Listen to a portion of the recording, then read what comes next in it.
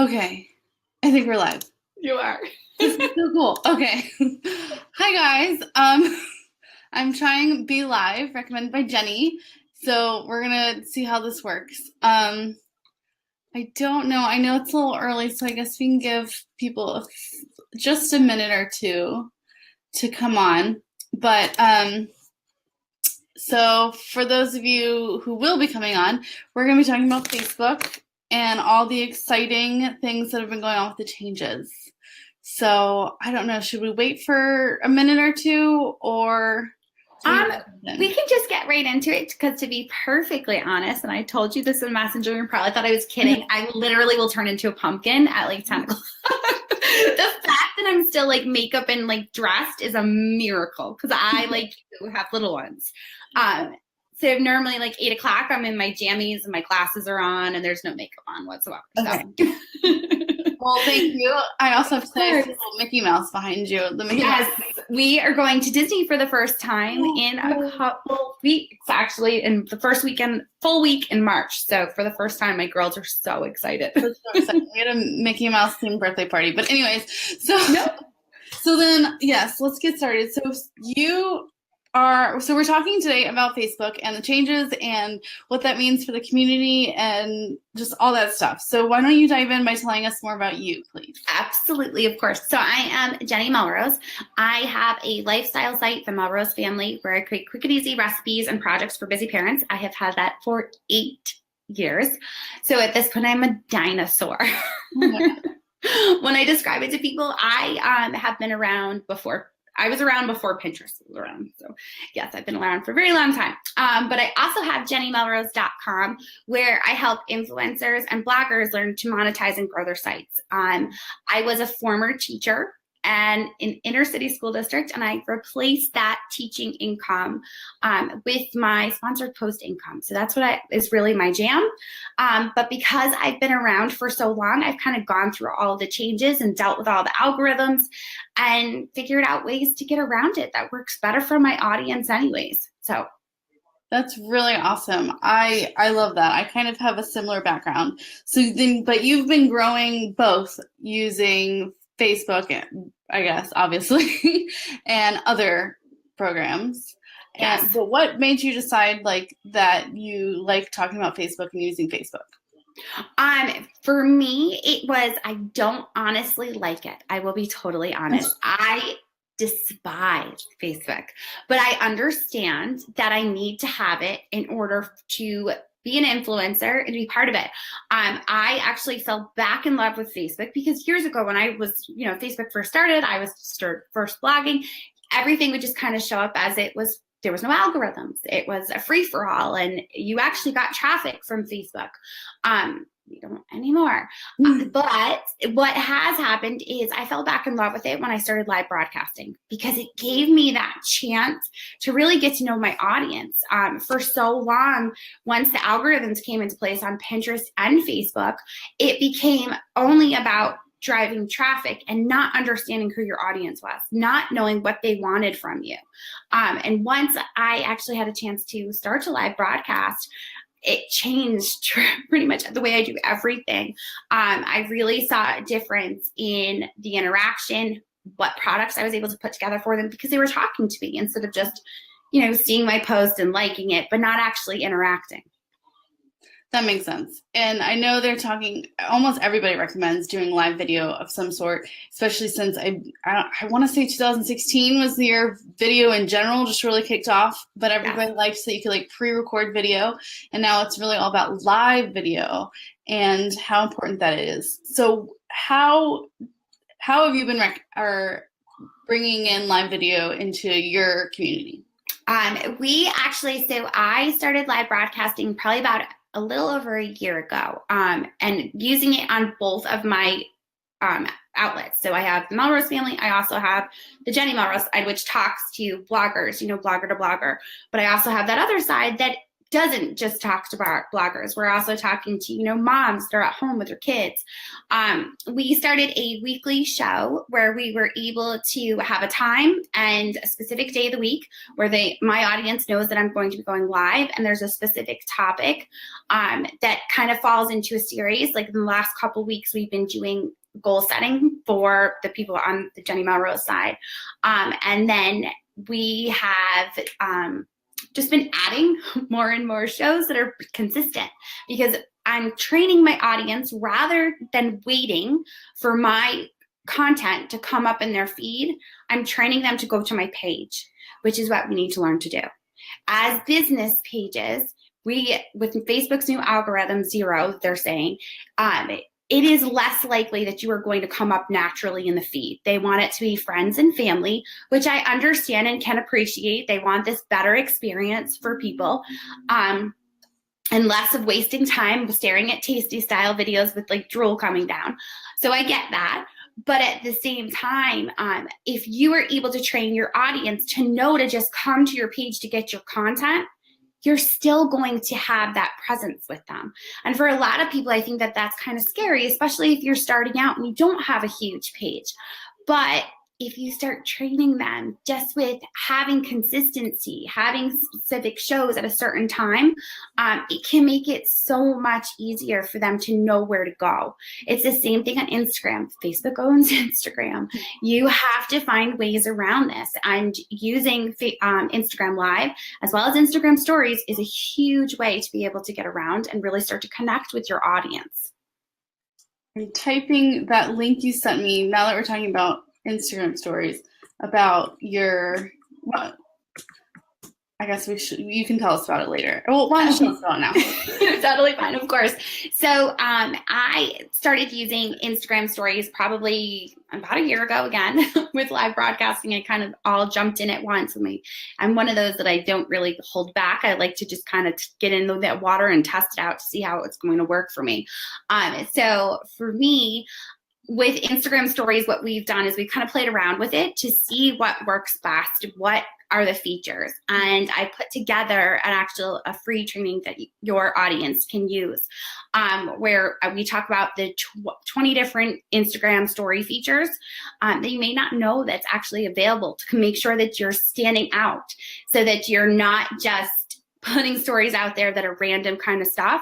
When you're using stories, you still want to make sure that you're talking about the different facets of your life, so that you can become this authentic person that your audience begins to know. They don't want the highlight reel. They want the messy, real you that is, working your business day to day, or dealing with your kids day to day. Whatever it might be, they want to see that. They're sick and tired of the highlight reel. So I just so we're good. Okay. So we're totally good. I was actually stressing the fact that it's really important to grow your email list, because when these algorithms kind of do come through, you still want to have that list that you can still have that engagement and be able to have clients and be able to offer them products and services. So definitely. I love that. And before I cut off, you were talking about, you were talking about your Instagram Stories and that personal thing. And, now that you can do the Facebook, I guess it's Facebook Stories and all that, and that building that personal connection, which is what the Facebook 0 algorithm is really wanting. I definitely have a few questions, including how would you recommend a combination of doing, on the personal side, and then maybe in the pages, and then on the groups? So I would say for Facebook, like you have your business page, you still want to stay within your brand for your business page. So if you're a creative, like I have the Melrose family, we do easy recipes and easy projects. I bring my 4-year-old on with me and we just let it go. Whatever happens, happens. And it's a parenting, like they are expecting that. And those actually do really well. We have brands that actually pay us to do those live broadcasts for them to use their products, because the engagement is so much higher than it would be if it was just a regular post. We actually see 4 to 6 times the amount of reach that we would normally see. when we're doing a live broadcast. So it definitely can make a huge difference. And I would say, so if you're on your business page, definitely make sure that it sticks to brand. You can let in some of the crazy for sure. Like I let my 4-year-old in, and I have in my contracts that I'm not responsible for anything that she says, literally, because I know she will go off the hook the one time I don't have that in a contract. But letting them actually see that. And then as far as like your groups are a great opportunity that if you're not really comfortable with live broadcasting, to use them to get started, to start to interact and engage with them, and then teach them from your group to start going to your page to get that content. That's what we actually did. For the Jenny Melrose side of things, I started with my influencer entrepreneurs Facebook group, and I would just do live broadcasts solely in there till I got comfortable and confident. And then I started going live on my business page. Okay, so you're still doing both, because everybody's always either pro pages and anti, well, not a lot of people are anti-groups, but some people are kind of anti-pages. So you're able to figure out a happy medium or a happy balance between using all of them and what works for you. Yes. So you want to be using pages, especially if you're ever going to get to the point where you're going to use Facebook ads. Facebook ads, I know it can seem frustrating, and I know it feels like I don't want to pay to have to get my content out there.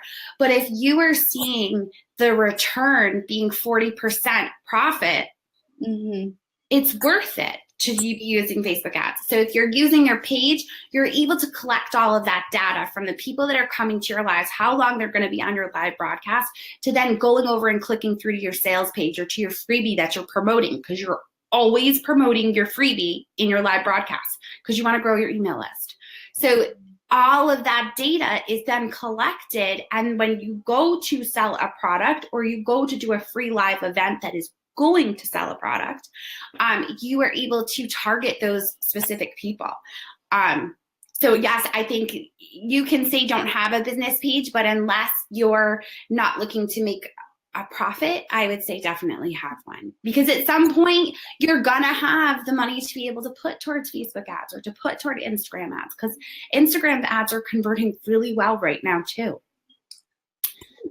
So another person was saying, especially with the new Facebook Zero algorithm, that you definitely both, but what were they saying? But, and I've talked about this so many times that, Facebook is, at the end of the day, it's a business.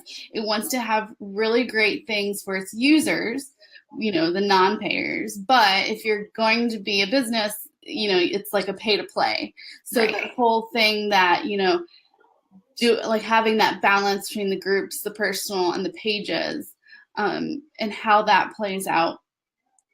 A lot of people, I think, are freaking out about how much more it might cost down the road to pay to play or whatever. But I think they're missing the point of building that community. So yes. What are your thoughts on helping build community on Facebook? I can't stress it enough, because I literally have seen my business, it did 3 times the revenue of what it had done a year before. And it is solely, I can hands down say it is because of live broadcasting, because that was the only thing that we really changed and made a difference to, was I started live broadcasting. I have open and closed launches for a product that I sell, and we did a 5-day free live event, and the second that cart opened, there were people buying like crazy. Like the first 24 hours, I was supposed to be somewhere and I had to cancel because I couldn't keep up with everything that was coming in. Oh, wow. It's that interaction. It gives you that opportunity for them to really learn whether or not they trust you. And it speeds up the process. Data says that you have to have 7 touches in order for someone to feel confident enough to purchase from you. Well, when you live broadcast and give them an opportunity to know who you are, it speeds that process up. I would say you only need 3 if you're live broadcasting, because they're going to know whether or not they like you or not. If they can't learn from you, you don't want them to buy, because it's just going to be a refund anyways. But if they can figure that out from 2 live broadcasts. That's a good point. So how long did it take you to start feeling comfortable, first of all? So I was a creative writing major, so I do write relatively well. But I'm more comfortable talking. I have, like, I talk with my hands. I'm from New York originally. So I do a lot with my body language, and I'm more expressive, and people can kind of really understand where I'm trying to go with something and figure out me faster if I'm live. The first couple times I live broadcast into my group, which was small at the time, to feel comfortable. And I remember like having to pee like 37 times before I went live. I felt like I got off and I was like sweating. It was just like, it was terrible. But once I did that, like it was a 10 days of live broadcasting every single day. Once I was done with that, it didn't make a difference anymore. Like I could do it anytime. It what? I'm sorry. Just kind of jumped into it. You did it for 10 days. Yes. And it's about ripping that Band-Aid off and making yourself feel comfortable with it. That's just, again, like that's my personality. Like you tell me something can possibly work. And, you know, I'm listening to the podcast of Porterfield, Pat Flynn, Jasmine Starr, hearing to see what they're saying. And I hear them say, this is working.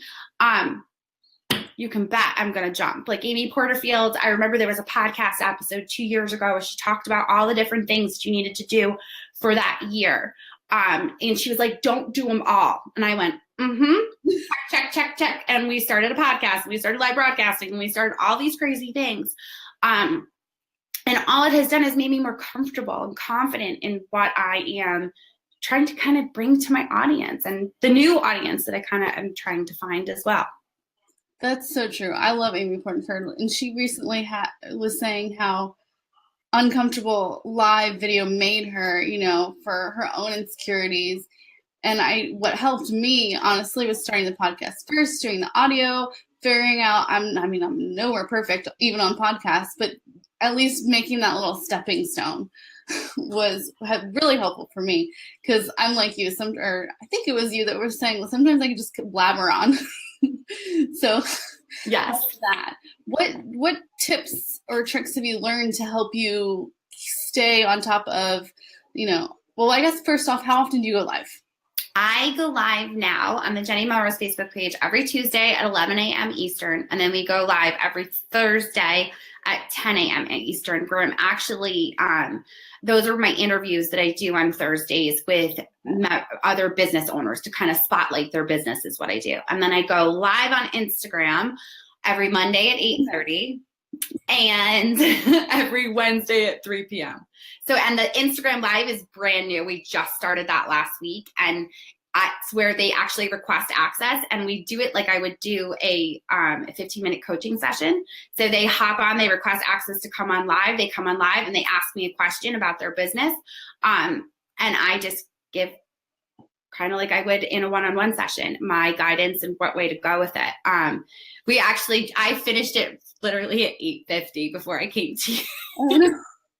You were messaging me and I could see you behind there. I'm like, oh, it's okay. Yeah, it was fine. I was having fun with figuring out Be Live. So I guess before we move on, Ashley wants to know, I guess, where to find you, your group, and see how you did this. And then I guess Olivia wants to know AM or PM. I think that was for the Instagram. And the live was 8:30 p.m. Yep. So if you go to my Instagram account, it's Jenny Melrose. Yep. She's asking what's my Instagram. So it's Jenny_Melrose for my Instagram account. You'll actually see the live that happened at 8:30 tonight. And I do it like it's just a weekly show. It's just we fly by the seat of our pants. We make it work. And then the free group that I have is the Influencer Entrepreneurs. If you search for that, that comes up. And that's also the name of my podcast as well. And the way that I actually work my podcasts, and we just started doing this recently, is I go live every Tuesday at 11. So we take that live and then we repurpose it into the next week's podcast episode. So people that come live with me actually get their businesses not only set in the Facebook Live, but then it's on the podcast the next week of them asking me questions. So it's kind of a way to really, for me to repurpose it and for them to be able to get kind of more answers. And it also works well for those that can't get there at 11 because they're working or they have their kids, and they're then able to listen to the podcast the following week to hear the training that I did that was free. So how did you figure out what the best rhythm was? I assume obviously listening to your readers. Did you have surveys or did you just do a bunch of trial and errors? How did you get to maybe where you feel like you're at a this is what's working point? For the Facebook Lives, it was more my schedule than anything else because of having little ones. It's hard to try to do it. And I've done it before. Like we did it all throughout the summer. And there was one Facebook Live where my daughter, my 4-year-old, was under my desk with the dog. That was a puppy at the time. And she was laying on her back, holding him in a headlock and had her feet on my desk. And she kept kicking the desk. So you kept watching the video go like this, and she's giggling underneath. And I'm just, I'm on point. I'm making sure I'm doing my training, blah, blah, blah. And I was mortified. Like I was so upset. I couldn't believe it at the end of it. Like I was like, I talked to one of my friends. I was like, I need to delete it. She goes, no, you don't. She goes, you need to go read the comments.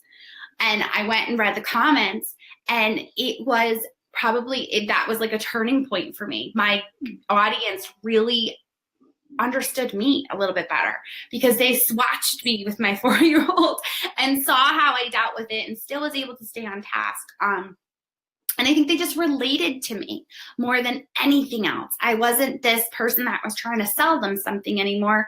I was them in how they can see themselves hopefully in a year from now doing this full time and, having my 4-year-old to get home with me at the time. But I just think that, it has to work for you. It has to work for your schedule. And then when we did the Instagram Live, I have a membership site, and I asked my membership site users, what times would work well for you for Instagram Live. And I was hoping for like 9 a.m. because I'm a morning person. And it was 3 p.m. and 8:30. And the 8:30 came and I'm like, no, how am I going to do this? So that was why I jumped on the fact of doing a training with you at 9, because I knew I had to do a question and answer at 8:30. So it worked. That did work. That's so funny. And, I would be the same way because actually last night, I was on a live video, like he was like, Amy, let's jump on and do this. And I was like, my toddler was in the bath, and I was like, there's going to be a toddler in the video. And I mean, of course, people are like, oh, she's adorable. And I'm like, she's like in the face. And he actually, he cursed. He's like, oh my gosh, toddler. And I was like, yeah. So I know that was probably hysterical for everybody watching, but I love that it's kind of a great reminder that people are probably going to, first of all, show up anyways, because it's about what you have to say. And then it's one more way of being personable and real, which of course Facebook loves, So what do you think about the new algorithm? I think that you have to train your audience to know to come to your page to get your content, to know that you're going to be, putting together this collection of content that they are going to have to search everywhere for, but you're going to curate it on your page just for them. So they're going to make sure that they come there, train them to come for a Facebook Live series so that you know that you can be there. I would say that it is very likely that you will not come up in their feed. And if you're not trying to train your audience to come to your Facebook page, you are going to see less and less page views coming from Facebook. If you ever saw page views from Facebook, because I don't think many people really did. But you can, you can still use Facebook to be selling, to be creating that audience, curating that content for your audience. And then groups, for now, groups are still working great. There is a possibility, of course, that Facebook will take that away as well. Mm-hmm. So just make sure that you are growing your list and finding ways to get video into what you do as part of your business. Instagram stories, it helps with the algorithm. It helps for your audience to really get to see the real you. And you can still tell beyond brand and be able to talk about, the different events that you have coming up so that your audience can get excited about it. I kind of love that it's a 2-for-1. Obviously, if you do an Instagram story, you can just automatically post it to Facebook or personal. I guess it's your personal page. I don't remember. But I love that. It's because they often recommend not doing that. You have to natively share things. But I'm like, you know what? It saves me a step from having to do the same video twice. And honestly, I have seen, not necessarily with video, but I've actually seen it with, I haven't tried that yet. I should probably try that and see how that would work. But I've done it where like I've done a photo for my Instagram feed and then shared it on my business page. And we've actually seen decent results from it, where the reach was actually higher on something like that because there wasn't a link. Exactly. And I know I talk to a lot of people about how Facebook doesn't really like external links very much. Right. And the ways to navigate around that, because they want people to stay on Facebook and not go elsewhere, and that's why you really shouldn't be uploading or sharing YouTube and all these other things, and basically just doing it natively. So, right.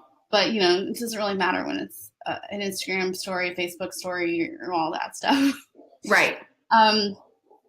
So you talk about training your people to go to your, anybody's Facebook page.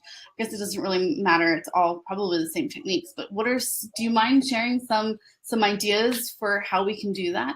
Yeah, I would say definitely include it in if you are mailing your list at all, if you're doing a newsletter, if you're, letting them know about a podcast. If you have a podcast, you should be saying it on your podcast. Hey guys, we go live every and we're putting this together for you. We're running this series. Use this hashtag even. Like you want to make sure that you're telling them and they have to hear it multiple times. So definitely on your list, definitely like cross-posting it kind of like on Instagram stories and just letting them know, because we think that people are seeing it and they're just ignoring us. No, they don't see it. Like they're not seeing it at all. You have to make sure that you are really cross-promoting and talking about it constantly. I feel like sometimes I'm beating, and just not getting anywhere with it. And then I do an Instagram live and I've got 20 people showing up live to ask me questions. And I'm like, oh, this does work. Okay. But there are times that you're only going to be talking to one person. And you know what? That's okay. Because if you are doing live broadcasts, Facebook is pushing it out afterwards for replay. Same thing with Instagram stories. And Instagram live. They want you using it. So they are rewarding you. And they are not only rewarding you, especially this is true on Instagram. If you're using stories or live, they're rewarding you in your feed. So your pictures that you're uploading to your feed, they are showing to more people because you're using Instagram stories and Instagram live. That makes sense. Again, using their own products, but of course the visual component that it's almost pointless to have a text only post at this point. Yes.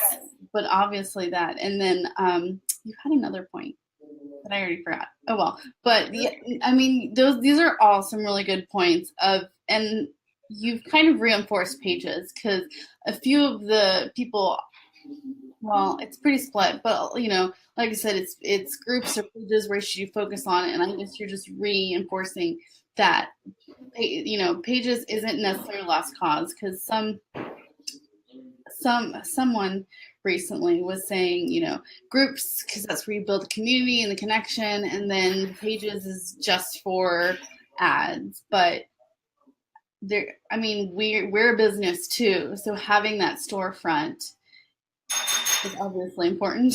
Yes, no, it definitely can make a difference. You don't want to totally give up on it. I can tell you though that like if you're talking, because I have some people that are part of my group that are part of like MLMs that don't necessarily have websites and they're just doing it because like essential oils or Rodan & Fields or Beauty Counter, whoever it is. That type of person, I would not tell to have a business page. There is no sense whatsoever in that type of person having a business page, because they're going for them to figure out how to run ads and then make a profit on it based on the products that they're trying to sell. They're not going to see a profit. So if you have an MLM and that's the only thing that you are looking to do is grow that business, I would say stick to your personal page, but do not just post about that product. You have to make it like consistent with your personal, with your kids, your food, whatever it is, and work in the business kind of stuff. I would actually recommend Instagram if anybody's an MLM. Like because it's just easier to build a brand over there. I agree. I completely agree. And with personal pages, I know that you're getting sometimes the wrong client avatar, ideal client avatar, if you're constantly promoting and getting, like your grandma to like your page and all that stuff. So a few people are finally catching on that, to start separating things. I like to say that I use my personal profile like a LinkedIn profile, and it's all my like-minded people. All I don't have any family or friends on there, and I feel like that's going to be helping tie in between if I'm finally starting to engage on my personal profile and then sharing from my page or doing things in groups. I feel like that's going to be a huge impact moving forward with Facebook strategy, and I'm actually really excited about that, because the Facebook Zero and just how they've always been putting this community first, and that's one of the main reasons I love Facebook. It's just like you said in the beginning, it can be that love-hate thing. I guess my concern has always been, how do you make a page feel like that nice community thing that a group can feel like, in your opinion? It's the same type of content that you would put in a group then. It's not the salesy, it's letting them know about the most up-to-date information. Like Instagram, there was an article that came out this morning on Instagram about the algorithm changes over on Instagram, about hashtags and about your speed to answer a comment on your Instagram and how it can affect the algorithm. The second I saw it, I made sure to go put it on my page. I'm trying to curate the content that is, the questions that are coming, so that instead of getting messages, I think when Facebook Zero came out, I must have had 5 different emails and 16 different messages asking my opinion on it. So instead of having to do it all one by one, it was much smarter to go to my page and give my opinion about it and share the article and the information. So really just showing your audience that you are building your community. You are not looking to sell. But that's what Facebook doesn't want. They don't want you trying to sell. They want you to curate content and build a sense of community over there. Just like Instagram. Like, think about Instagram. You don't drive traffic from Instagram. I hated Instagram as a lifestyle blogger. I refused to go on it for like the longest time. Like literally months, I would not go on it. Because I didn't understand the purpose. Why am I going to waste my time posting a photo when it's not driving any traffic to my site? But it's about branding yourself and being able, through pictures and now stories, to be able to show your audience who you really are and what you're creating. And if you are creating that, putting forth the best information that you possibly can and showing that you're the expert in the industry on that particular topic, they're going to seek you out. They can find your website. They are going to Google you and you are going to come up. So yes, you may not be seeing direct traffic coming from there, but if you're presenting yourself as an expert, you're going to continue to see clients. Okay. I guess I have a few more questions before I let you go. Okay. Group engagement, when you're interacting with other groups, we're talking about, not being salesy on your page, not being, at all. But how do you feel is the best approach? Obviously not being salesy in groups, but how do you personally find success when you're in someone else's group? By not trying to drop a link, by not trying to sell, and by giving them a quality answer. I actually am part of someone else's membership site, and they have a Facebook group that I am part of, and someone asked a question about live broadcasting and podcasts, and I answered the question as best I could, explained what I did, and just tried to answer the question. She then, the girl that asked the question, direct messaged me, and I now have a consult with her later in the week that's paid. So she sought me out because I'm giving her quality information. If you drop links and all you're trying to do is just, get in your freebie to grow your lead magnet, to grow your list, people can read right through that. They know what you're up to. But if you just are willing to give away the information and help the people that are out there, they're going to find you. So, which is great. I hate people that, they just, all they do is direct message their links, their calls, or whatever. So basically, it takes a little bit of time, but just continue with the quality content. Yes. And then I guess what do you, so you recommended Be Live, and so far I'm loving it. What else do you use to help make your, like, you use your phone, I assume, for Instagram stories, but if you're with your 4-year-old in the kitchen on your Facebook page, are you just doing it from your computer? How are you doing it? So I actually have one of my freebies is my video equipment list that I actually use. So it's funny that you asked that question. I didn't even tell you that, I don't think.